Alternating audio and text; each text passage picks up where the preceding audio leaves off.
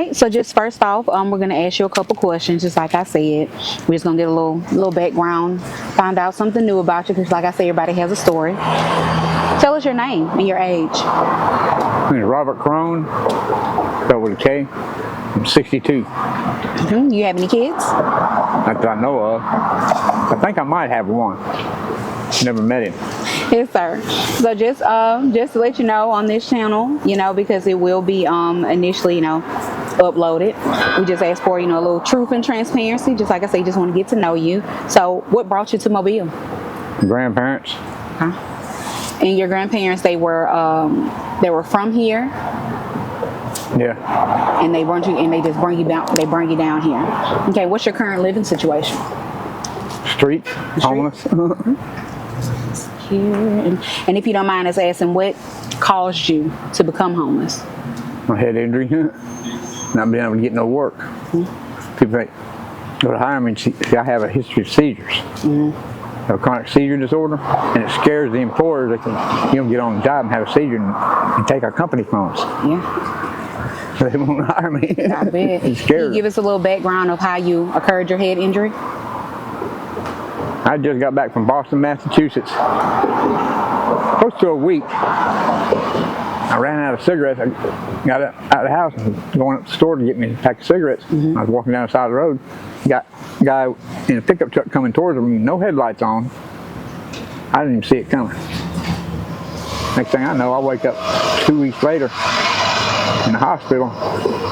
I've been in and out of surgery for 2 weeks. Surgeon been working on my brain and stuff, get to quit bleeding. And what percentage of your brain did you lose? Entire frontal lobe on the right side, about 25%. What year was that? Like 1988. Goodness, it's 2024. Over 30 years. Yes, sir.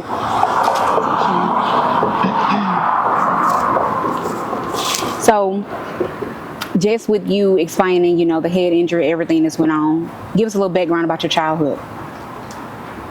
Childhood was all right. I was kind of spoiled, especially by my grandfather.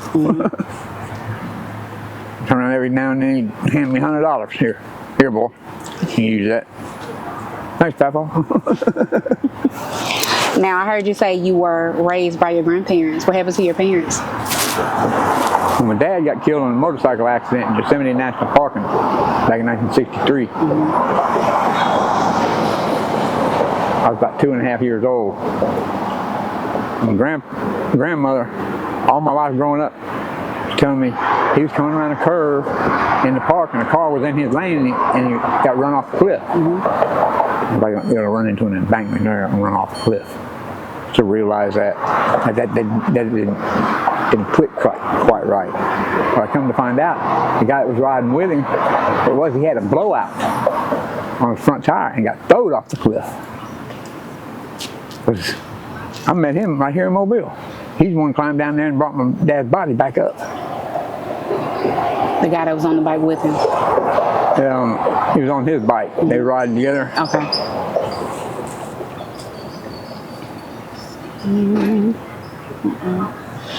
So, beforehand, you mentioned that, I know a little bit off camera, you mentioned that you guys moved around a lot.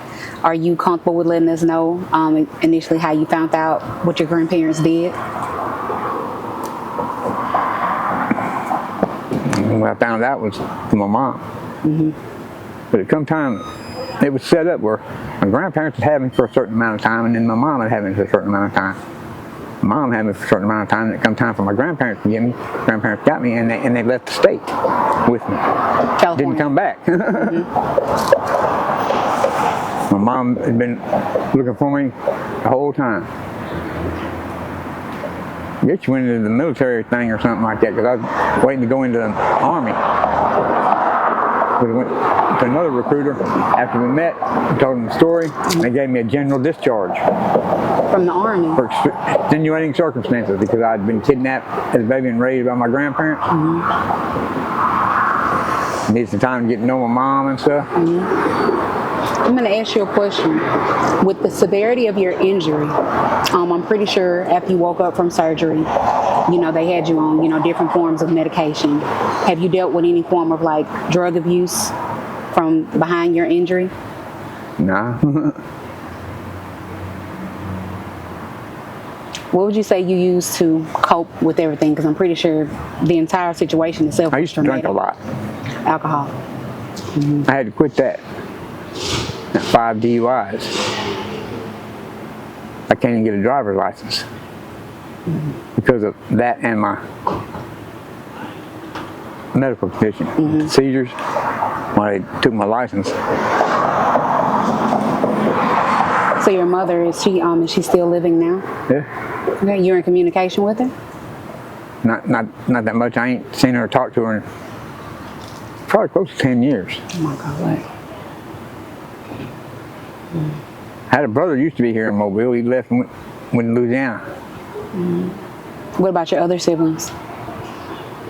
Scattered out from Canada all the way to New York. I got a sister in Canada. I got my oldest sister's in New York, New York State. Okay. Got another older sister in Saskatoon, Saskatchewan. Lives in Canada. Got a brother in Florida. I got 2 brothers in California. Yes, sir. Brother Ron and Wayne. I have a brother and a sister in Shreveport, Louisiana. So, even with you having the injury, were you able to like develop any trades or any skills or anything to help you survive? I'm already a mechanic. Work on cars and stuff, mostly transmissions. I used to work at a transmission shop up in town I grew up in. Okay.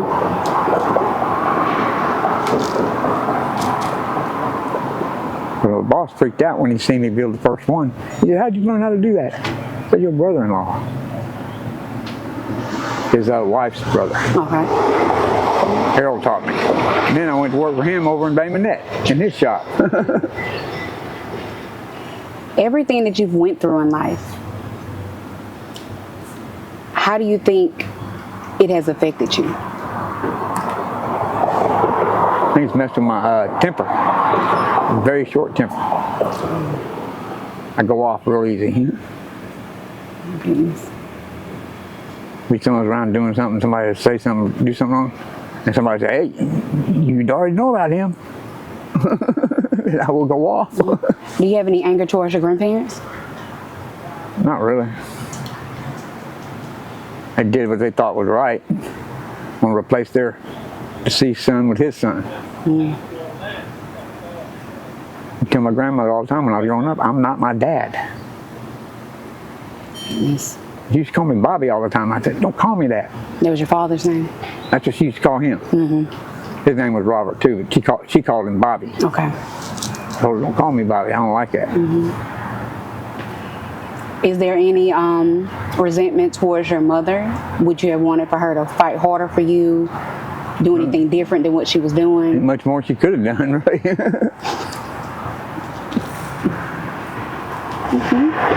Now, I just want you to look at the camera. If there was a message that you could give to your grandparents, what would you say to them?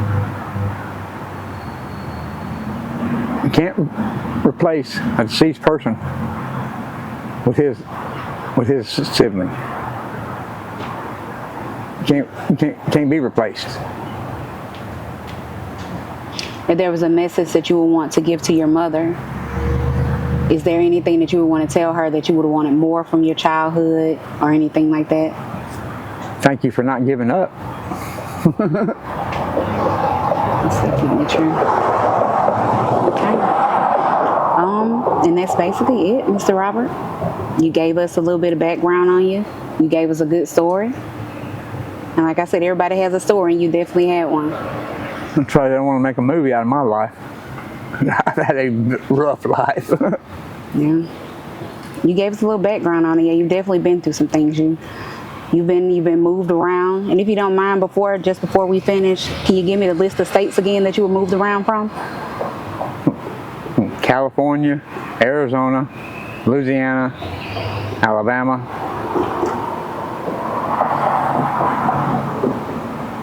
and New Mexico. Yeah. About it. Yeah, that is a lot. In Mississippi. Other than Mississippi, when Camille hit, Hurricane Camille. Okay.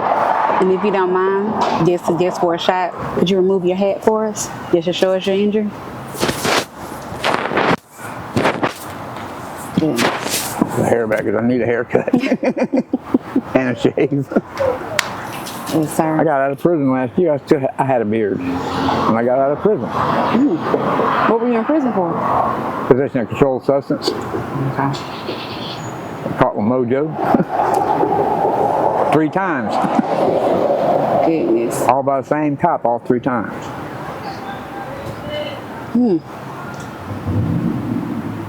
We just got out last year. That January 5th, down DIP, Family Dollar, we just stepped over this little wall and broke my ankle. My foot went out and my ankle went to the ground. Broke it in 3 places. Took me to the hospital. January 5th, when I broke it, about the 17th of January, they took me to surgery. He said, well, what you did a number on that ankle. It was broken 3 places. I got to do surgery. I said, do what you got to do. He was a top-notch orthopedic surgeon. It was here in Mobile? Yeah. Okay. At Mobile Infirmary.